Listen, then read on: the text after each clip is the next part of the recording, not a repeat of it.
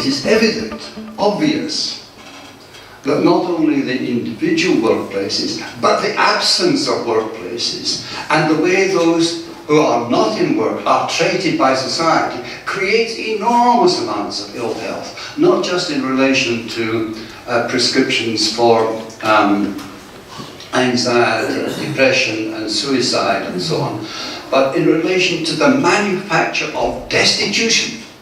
So we have a benefit system, in inverted commas, which is designed to create destitution with a view to forcing people back to work.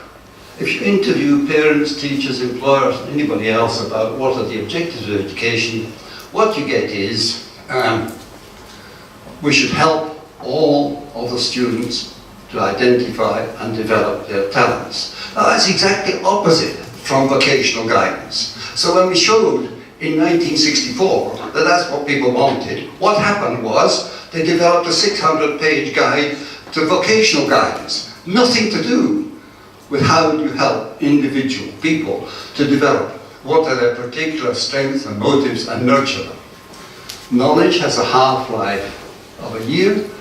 People forget 50% after 1 year, 75% after 2 years, 82.5% after 3 years. Knowledge is out of date when it's taught, it's forgotten by the time it's used, needed, and it doesn't relate to their problems. Because there are so many things, because everything changes, they go to work and within 2 years, even if they've been selected, the job has changed. Organizations that have what can be called organic management structures, they're flat structures, non-hierarchical structures, with multiple feedback loops and people involved in different capacities doing different things. So it's like an organism which does not, by and large, rely for its internal function on things that pass through a brain, but has multiple feedback loops between different components of the body. There are multiple components, multiple contributors. It's an organic system, an organic management system. And when you look at workplaces, time and again, you find people setting up organizations that operate in a non-hierarchical way, in what can be called an organic way. And they're viable, they're profitable, but then somebody buys them because they're profitable, and they come and impose a hierarchical structure which kills them. And this has gone on for thousands of years, creating societies with huge differentials between a few who control most of the world and the vast majority who have absolutely nothing and get kicked around by benefit systems to compel them to go and join and do the most menial jobs in society. Keep trying to change this, doesn't work, they just persist.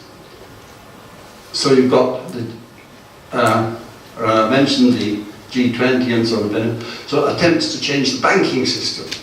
Lots of alternative banking systems, alternative money systems, and they all got overridden. How is it that these institutions that so obviously need to change are so resilient, so persistent? So Adam Smith proposed a market management for society. Now, very few people understand how this worked, or was meant to work. He observed that centralized governments are run by committees of ignoramuses, people who knew nothing about the issues about which they were taking decisions. Of how do you create a society that innovates and learns without central direction? That is the key problem that we face as a species. So we actually live in an insane society. We're behaving in ways which are going to lead to our extinction as a species, to the death of the planet as we know it. The knowledge of this situation is not known to the very people who control the operation of the system. So they persist in believing that they can do more with the system by introducing more and more centralized testing on examinations that have no content or predictive validity. Julie mentioned this progressive matrices test. This was developed on the basis of theories of intelligence developed by John Spearman. Spearman identified this general intelligence. If you correlate scores on all the different tests being used in schools, whether they're mathematics or woodwork or French, knowledge of French, they all have positive correlations. There is a general factor determining or running through these correlations, which he then called, and very carefully avoided the word intelligence because that's a minefield, and he called G. G. But then he wrote that neither measures of G nor the tests from which G had emerged, that is to say, these stupid tests that pretend to measure things like reading ability and mathematical ability and science ability and so on. Neither G nor those stupid tests had any place in schools.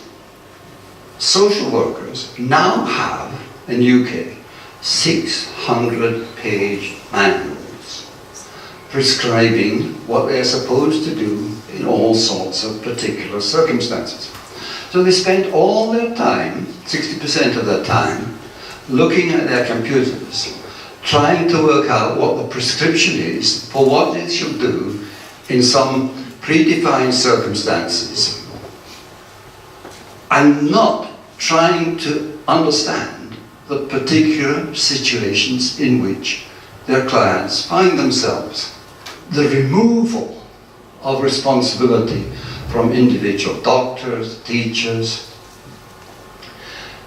by some bureaucrats somewhere who generate huge manuals and miles of rules, and then they say, ha, all these plumbers must learn all these rules which are written, and there must be complete tests, written tests, on whether they know these rules that have been generated by the bureaucrats, have got nothing to do with actually teaching or being social workers, or even parents, as it turns out, because they're now, in Scotland, we have a law which says that all children aged before birth to 22 will have a named person who will visit their homes every 6 months or so with 2 32-page questionnaires to find out whether the parents